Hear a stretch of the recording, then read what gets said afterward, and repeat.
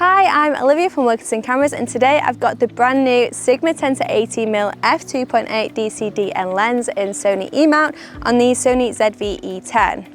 As you would probably guess, this lens is an ultra wide angle zoom lens for APS-C cameras, and Sigma say that this is the world's smallest and lightest lens of this kind, and I certainly believe that. It's so tiny.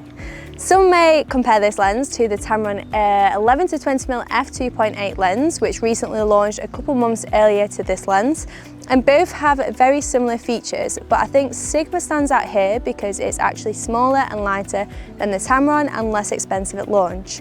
Or you could even compare it to the Sony E 10-18mm F2.8 lens, which is priced the same as the Sigma, but Sigma offers a faster aperture. So let me know in the comments if you want a side-by-side comparison video between either of these lenses, and I'm sure we can figure something out.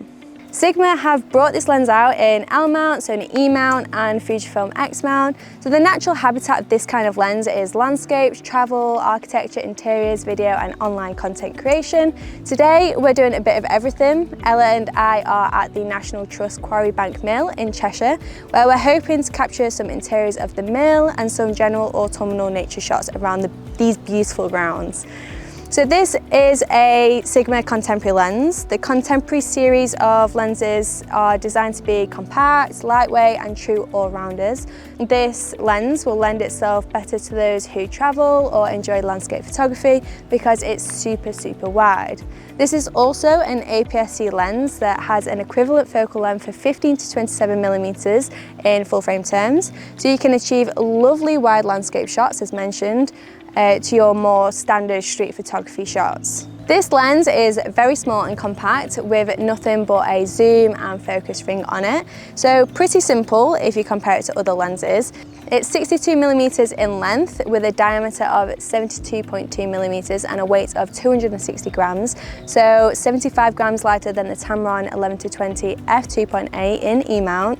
It has a 67mm filter thread. The lens feels really nice and great quality. The zoom ring sits flush to the hood. I wish this was a little further away from the hood. The hood seems to be in the way when you change your focal length. It is a very small lens and Sigma wanted to make this as compact as possible, so I do get it.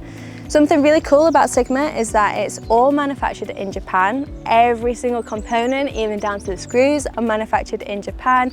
The build quality and standards that they adhere to are far beyond the price point that they charge for their lenses. You certainly don't have to worry about the build quality of their lenses. The interesting part is the lens hood. It's not your conventional screw bayonet, it's a push-on type lens hood. Sigma have done this to reduce size and thickness of the hood to emphasize the compact size of this lens. Initially, I found this very strange to get used to. It doesn't give you the satisfaction of the rotating bayonet, and I actually spent more time trying to figure out if it's securely attached and it's not going to fall off. However, now that I've spent some time and a couple of hours with it and a lot of practice, I'm actually getting used to it, and it's fairly simple and easy to use. But like I said, it will take some time getting used to.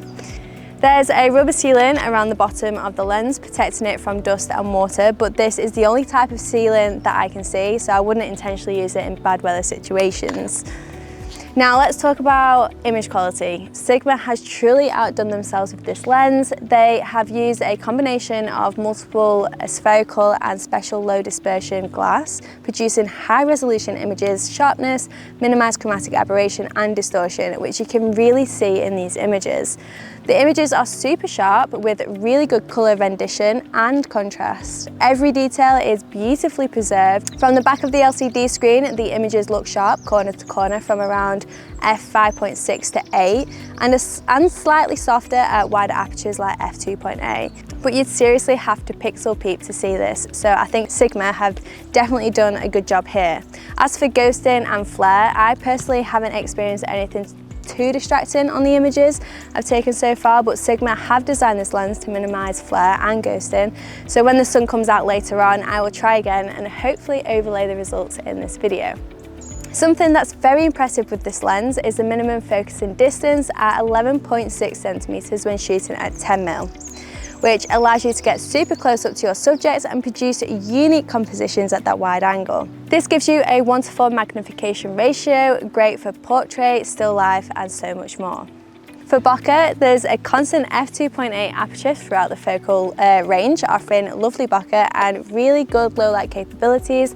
There's a 7-blade rounded aperture, so it doesn't give you a super circular bokeh, but it's still very lovely. The depth of field in some of these images are very, very creamy and smooth at the f2.8 end, and even up to f5.6 and 8. Like I mentioned earlier, because of the compact size of this lens, it can be mounted and used on a gimbal with comfort, thank God. Not forgetting the stepping motor, which allows the lens to focus silently, quickly and smoothly. So again, you can trust that it will perform well on a gimbal and for video purposes. It also is fully compatible with in-camera AF tracking modes, which is a massive plus, and is also compatible with the AF assist found on some cameras. However, this only applies to Sony E mount lenses. So I'm really enjoying the 10-18mm lens because it's a bit different for me. I'm used to filming with my 24-70 G Master Mark II, which is a beautiful lens. You can't see me. There we are. And it's quite a challenge to shoot with a 10-18 because it's a completely different perspective to what I'm used to, but using it on an APS-C body, it's the equivalent of 15 to 27mm in full frame terms. So it's not actually too bad, and it's not as bad as I thought. You can see Ella there in the background. But for those content creators that enjoy vlogging, it is an amazing lens to vlog with, but just note that it doesn't have IS, so you're going to have to pair it with a camera body that does have electronic IBIS, which for our case today is the Sony ZV-E10.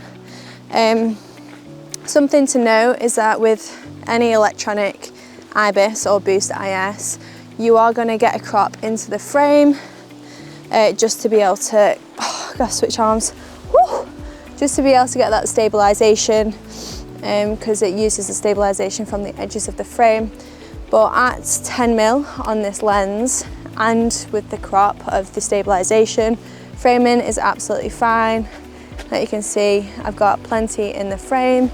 At 18, it's a bit tight. There we go. A nice mugshot there, so take that back to 10mm because it's a lot better. But you can get a lot in the frame at 10mm, which is great. Also great for video is the constant wide aperture of f2.8. This allows you to get better control over low light situations without having to compromise on image quality and noise. Moving on to focus breathing, Sigma have designed this lens to suppress focus breathing to make any transitions in focusing as smooth as possible. Here is a test, and you can really see that it is very minimal, if any at all. The lens has launched at $599, which if you compare it to the Tamron 11-20mm in Sony E mount, that's £100 less expensive. Sigma is lighter and smaller and less expensive, so it's a no-brainer for me personally. The Sony E mount on the 10-18mm f4 lens is also priced at $599, but like I mentioned earlier, the Sigma is a faster lens, being at f2.8 and not 4. I haven't compared these optically, and there could be a quality difference between all of these lenses, but without testing it, I couldn't say for definite which one is better.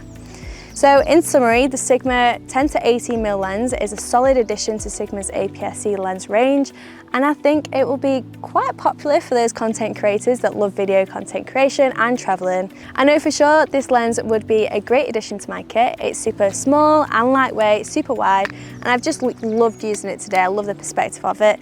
The handling of it is superb compared to other big lenses. So what I love about the Sigma is that they give back to the environment. Every lens sold, Sigma plants a tree, which I think is just great. So I'm going to carry on using it, and hopefully you've enjoyed watching this video so far. Please don't forget to like and subscribe, and let us know in the comments if you do want to see that comparison video between the Sigma, Tamron and Sony lens, or any other videos for that matter. Also let us know what you think of this lens. If you want to browse this lens, if you're someone that lives in the UK, then head to our website, which is wilkinson.co.uk, or I'll pop a link in the description box below. Thanks again for watching, and we'll see you very soon.